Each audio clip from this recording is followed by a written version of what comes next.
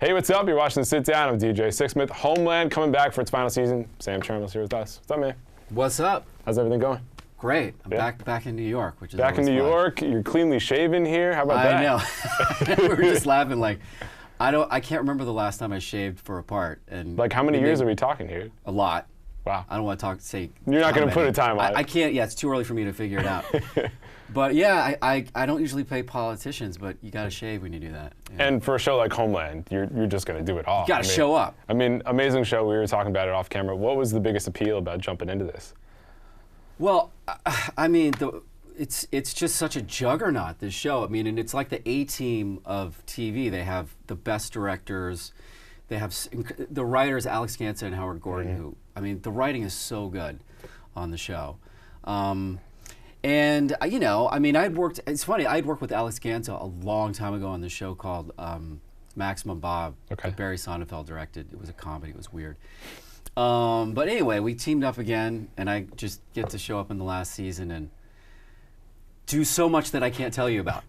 Well, I'm excited to check it out. You make your presence felt, let's put it that way. Yeah. There's a lot going on. So that's Vice President Hayes right there. So what was it like playing this guy? What were the challenges in pulling this off?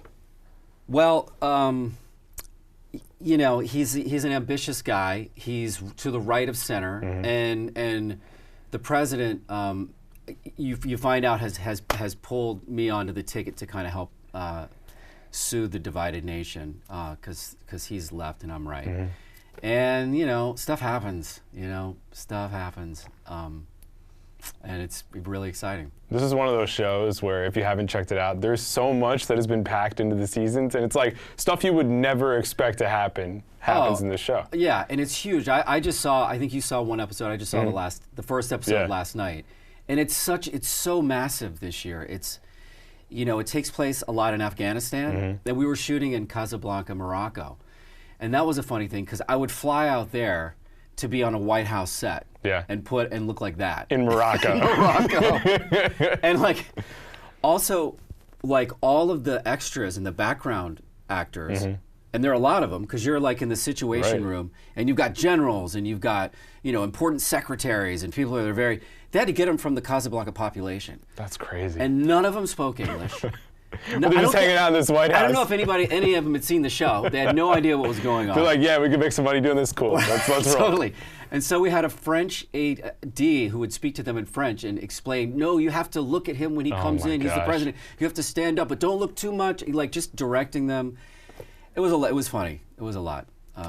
Did you start to awesome to yeah, I'm sure. Did you start to think more about being one heart attack away from the presidency, like being to the right of center? Like, what was it like to unpack that part of it? Well, oh God, I wish I'd tell you more. Listen, there's something about being a powerful politician, okay? Even in pretend land. You could feel it in your bones? Completely. Yeah. And also on a show like Homeland, which is all about, if you're going to be a politician, be it on that show, because it's real. It feels just more real for some reason. It's because the writing's so good. And, you know, people, it's a funny thing. You really do kind of feel the power of it, even just pretending to do it. Yeah. You know, because everybody, and I feel like unconsciously people treat you with a little more respect. They look you a certain way. If I was like, had a bigger part, but was like a lower level person. No, you're the VP. You're the guy. I'm the VP. Yeah, you got the flag here. It means that you could be next to the president. Totally. and all the extras too would look at you like, you know, you were, you know, more important than you were. It's funny how we do that with politicians, with entertainers. Like, I'm sure you've dealt with it. Like, we're just all regular people, but we just treat people differently for whatever reason. Yeah, and a lot of it's just the suit that you wear. You know, or how you carry yourself. Yeah, definitely. But Morocco was incredible. I went there like 8 times, and I would shoot a couple days and then travel. So where else did you check out? I checked out, I mean, Marrakesh, Fez, Tangier, Essaouira. You were all over. So many places. I was up in the mountains.